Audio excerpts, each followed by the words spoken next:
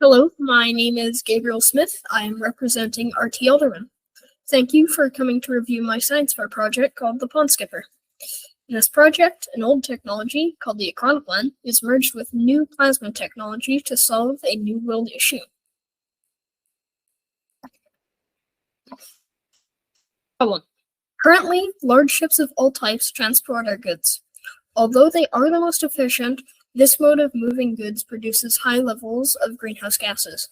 When ship and plane emissions are combined, the modes of transportation I intend to provide a solution for, they total upwards of 5.5% of total greenhouse gas emissions each year, which is equivalent to 1.86 billion metric tons. Hypothesis. If a vehicle could be designed that doesn't produce greenhouse gases while moving vast quantities of consumer goods as well as people over a near infinite distance, the transportation industry could be revolutionized and the pace of climate change could be slowed. This could be achieved by combining the Acronoplan with plasma technology. What is an Acronoplan, also known as a screen glider? In aviation, there is a phenomenon known as the ground effect. This effect occurs when an aircraft flies close to the ground or is landing. When an aircraft performs this maneuver, air is compressed under it, creating a sort of cushion. This cushion of air wants to decompress, but it can't push downward due to the ground, so it pushes the plane up, generating lift. This puts less of a strain on the motors working to keep the craft airborne. The Acronoplan harnesses the ground effect to create a highly efficient form of travel with a high cargo capacity. Plasma power. Migrated sensor. Plasma reactor concept. A plasma reactor will be used to power the systems, subsystems, and motors of the proposed vehicle. The reactor produces power by heating water to steam, which in turn creates electricity through a steam turbine. What is plasma? Plasma is a superheated matter that rips electrons from atoms, forming an ionizing gas. This makes it the fourth state of matter due to the fact it's got no fixed shape or volume. Plasma is an array of electrons, and there are so many that they rub together, generating friction and heat. Because this is happening constantly, the heat of plasma is brought up to 11,000 degrees Celsius. Pond Skipper.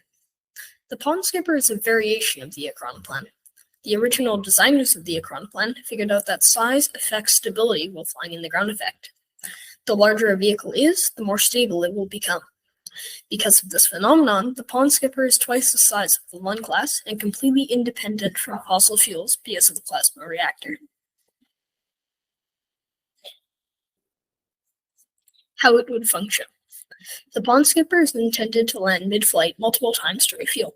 This is because water is used as a fuel source to generate power and to sustain the reactor. An intake mounted on the belly of the Pond Skipper will collect water by using the momentum remaining by the Pond Skipper gliding to the water. The Pond Skipper will then take off again, hence the name Pond Skipper. The time intervals between each landing is unknown, as consumption rates can't currently be calculated. Materials. The 3D design software called Tinkercad was used to create a visual representation of the Pond Skipper. This model was then printed through the use of an Ender 3 V2 Neo 3D printer and PLA resin filament due to its moderate strength while being readily available. Here's the design process with a few images and the final design here. The final printed design serves as a visual representation on what the Pond Skipper could look like. Solving issues of the past, part 1. Turning radius is an issue that plagued the larger models of the Acronoplans, such as the Lund and KM classes. I intend to solve these issues through the use of thrust vectoring and rudder surface area. Large flat sheets will be attached to each side of the prop's exhaust. These sheets can be tilted to direct the exhaust flow, which boosts turning speed. An example of thrust vectoring can be seen on the British Harrier jet aircraft. Unlike the larger classes of Acronoplan, the Pond Skipper will have two rudders located in a similar way to the Ukrainian Antonov AN-225 Miria cargo plane. This will increase rudder surface area, which boosts turning speed. Solving issues of the past, part 2. Salt water intaking was the second issue that became apparent on larger econoplans. This could be solved in 2 ways. The first option is creating a guard that prevents updrafted water from entering the intake and prevents the engine from intaking in that direction. However, this decreases the efficiency of the propeller engines due to the fact intaking from that direction is blocked. A second option is using more corrosion-resistant materials such as titanium. This also has a disadvantage, however, related to cost. To buy a pound of titanium, the cost is 35 cents, which is much higher than stainless steel at 6 cents per pound as of right now. Cost. An estimated cost, I compared the pond skipper's dimensions to the base Boeing 737. The Boeing 737 has a price tag of around 120 million Canadian dollars and has a length of 40 meters. The pond skipper has a length of 148 meters. Therefore, the estimated cost, excluding extra flight instruments required in an econoplane, is around $445 million. This price is similar to the most expensive plane in the Boeing lineup, the Boeing 777-9. Applications. Replacing conventional ship fleets with a faster, more eco-friendly alternative. Improving efficiency of commercial shipping-related transportation due to increased speed with similar payload capacity to a general cargo ship of around 15,000 deadweight tonnage. Replacing long-distance plane routes with a more cost-effective and eco-friendly alternative by not requiring paid-for fuel types like jet fuel, gas, diesel, etc. And it's a more cost-efficient alternative in all markets due to the independence from conventional fuels. This especially applies because gas prices often spike, as can be seen in the gas crisis of 1970 to 1980, and currently due to the pandemic and Ukraine war. Analysis. Vehicle comparison. I'm comparing the SA-15 class icebreaker to a pond skipper. They both have a similar cargo capacity, as the SA-15 has 19,200 meters cubed of cargo space, while the pond skipper is 19,600 meters cubed of cargo space. The SA-15 has a top speed of 17 knots, while the pond skipper has a top speed of 170.